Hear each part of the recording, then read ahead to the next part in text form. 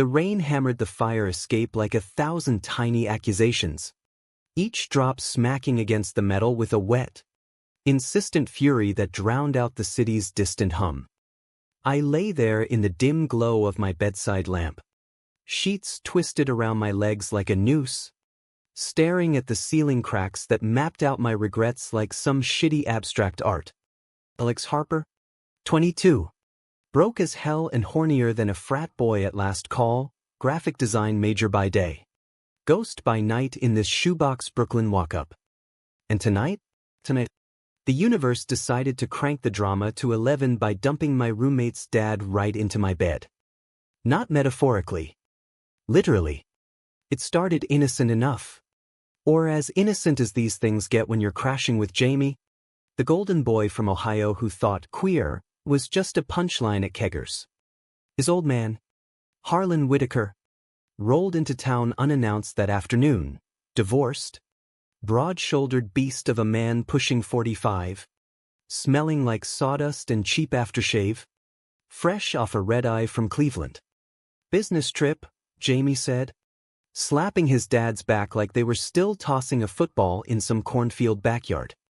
Harlan was all gruff charm, flannel shirt straining over a chest that spoke of years hauling lumber, laugh lines etched deep from forcing smiles through a marriage that crumbled like dry rot.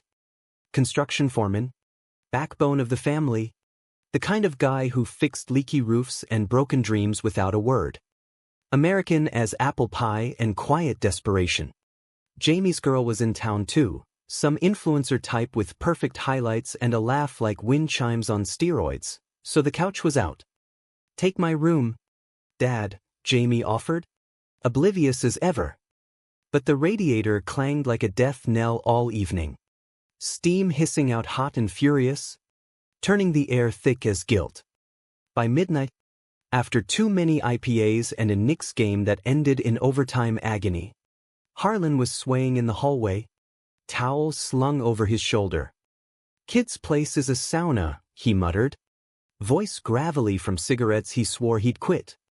I was already in bed, scrolling Grindr ghosts on my phone, heart pounding from the what-ifs that kept me up since coming out to Jamie last spring.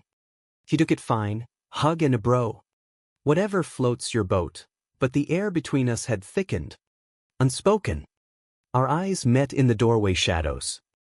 Harlan's were whiskey brown, flecked with something raw, unguarded. Rain lashed the window behind me, thunder rumbling low like a warning growl. Floor's hardwood hell, I said, voice cracking just a hair, forcing a shrug. Couch is lumpy. Bed's big enough. But it was a twin. Barely room for my lanky frame without spilling over. But the words hung there. Electric? The kind of invitation that simmers under straight guy codes. He paused, towel dripping onto the scuffed linoleum, the scent of his soap, pine and musk, cutting through the stale pizza crust aroma from the kitchen. The beat. Then appreciate it. Alex. No es mirk. No brofist. Just his hand on the doorframe, knuckles white, like he was holding back a flood. He stripped to boxers in the corner, back turned, respectful, or scared, broad shoulders tapering to a waist still trim from dawn runs. Faded tattoo of an eagle on his ribs peeking like a secret. I killed the lamp, plunging us into dark pierced only by streetlight veins through the blinds. The mattress dipped under his weight, springs groaning like old bones. Inches apart, but it felt like miles of minefield. His breath evened out slow, ragged at edges, sighs slipping out, heavy with the day's baggage. I could smell him now. Up close, sweat-damp skin, faint tobacco linger, the earthiness of a man who'd wrestled storms for a living.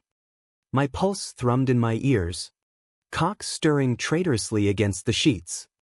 The tension. The coil tight, a spring ready to snap. Hours blurred. Rain eased to a patter, then whispers. I shifted, elbow brushing his arm, accidental fire. He didn't pull away. Instead, a low rumble from his chest, Not quite a snore. More a confession exhaled. Can't sleep worth shit anymore, he murmured into the pillow. Voice thick as midnight fog. I froze. Throat dry as chalk. Divorce'll do that. Or maybe it's the lies piling up. Lies? My mind raced. Affairs? Money? But his tone dipped lower. Horrible. Cracking open like thunder-split oak. Jamie. You don't know. Never told him. The air thickened. Church. I turned toward him. Silhouette sharp in the gloom. Jaw clenched. Eyes open now. Staring at the same cracks I'd memorized. Unease touched. Thrum. Deliberate. Know what? I whispered. Heart slamming ribs like a cage fight. Silence stretched.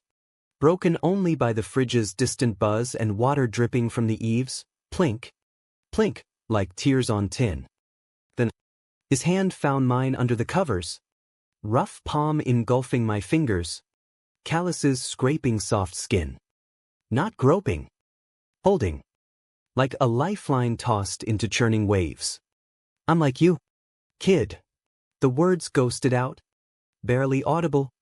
But they hit like a gut punch. Stealing my breath. His thumb traced my knuckles. Slow circles that sent shivers racing up my spine. Always was. Buried it deep. The whole white picket fence bullshit. Thought I could build a life on straight lines. The bitter chuckle. Muffled. Tasting of regret. But nights like this? They claw their way out. His body shifted closer. Heat radiating. Chest rising falling in sync with mine.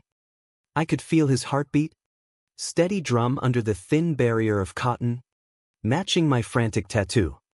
The room smelled of us now, salt and longing. Rain-soaked sheets clinging damp. Why now?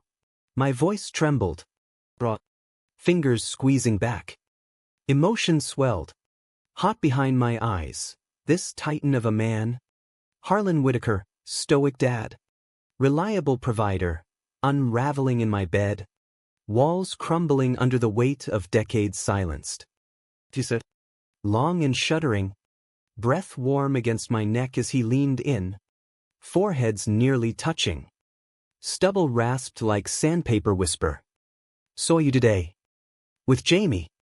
The way you look at him, not like that. But hungry for real. For someone who sees you. His free hand cupped my cheek. Thumb brushing my lip. Tentative. Electric. Sparks ignited low. But it wasn't lust driving this. It was ache. Bone marrow truth. Thunder rolled distant. A farewell growl. I whispered the same lies to mirrors, he continued. Voice fracturing. Praying they'd stick. But they don't. They echo. Tears ois, slicked my skin. Warm trails mixing with the humidity. I leaned in. Lips grazing his jaw. Salt tang burst on my tongue. Not a kiss. A bridge. Then stop, I breathed. World narrowing to this. Tangled in the dark. Breaths mingling ragged. The faint creak of the bed frame our only witness. His exhale broke. Asobisvalovid. Body trembling against mine, solid oak yielding to storm winds. We didn't fuck. Didn't need to. That night blurred into confessions spilled like cheap bourbon. His first crush on the high school quarterback. Hidden under bleacher shadows, stolen glances in locker rooms. Fists clenched against the urge, the wedding vows choked out. A noose of normalcy. I shared mine, the coming out scream that shattered family dinners. The hookups that left me hollow. Chasing shadows of acceptance in dive bar bathrooms. Laughter bubbled up. Choked with tears. As we traded war stories. Hands linked. Legs entwined, not for heat. But anchor. The rain wept with us. Washing sins down gutters. While the city slept oblivious. Dawn crept in slow. Gray light bleeding pink through blinds. Painting his face in hues of redemption. Harlan pulled back first. Eyes searching mine, storm cleared. Resolve dawning. What you whispered back? Beth. Voice hoarse from the night's unraveling. He smiled. Real, the first I'd seen without armor. You're enough, Alex. Just as you are. Don't bury it like I did. Simple words, but they lodge deep. A talisman against the doubts that had haunted me since the closet door slammed shut. He rose with the sun, dressing in the half-light, flannel swallowing his frame like old skin shed. Jamie stirred in the living room, oblivious to the earthquake that had rocked his world adjacent. Harlan clasped my shoulder at the door, fatherly, but laced with promise. Visit Cleveland sometime. Doors open. For real this time. Gone by noon. Cab vanishing into traffic snarl. Leaving sawdust flecks on my floor and his scent on my pillow. Weeks blurred, sketches poured out fiercer. Colors bolder, texts from Harlan sporadic but steady. Proud of you. Kid, fuel to my fire. Jamie noticed the shift. Clapped my back one night over wings. You seem lighter, bro. I nodded. Secret sealed. But the weight lifted. That whisper? Not his chain, but compass. In the dark of another rain-lashed night, alone but not lonely, I breathed it back to the empty side of the bed. You're enough.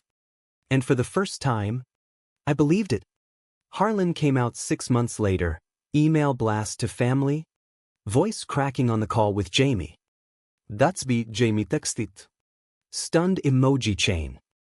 WTF. But okay. Supportive. We met in a quiet Ohio diner off I-71.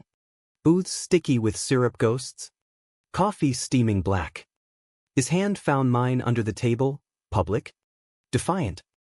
No more whispers. Just us building something true from the ruins. In the end, it wasn't the bed or the night that bound us. It was the dark's gift, permission to be seen. Unapologetic. And in America's fractured heart, where rain falls on every hidden story, that's the real climax, the quiet roar of finally breathing free.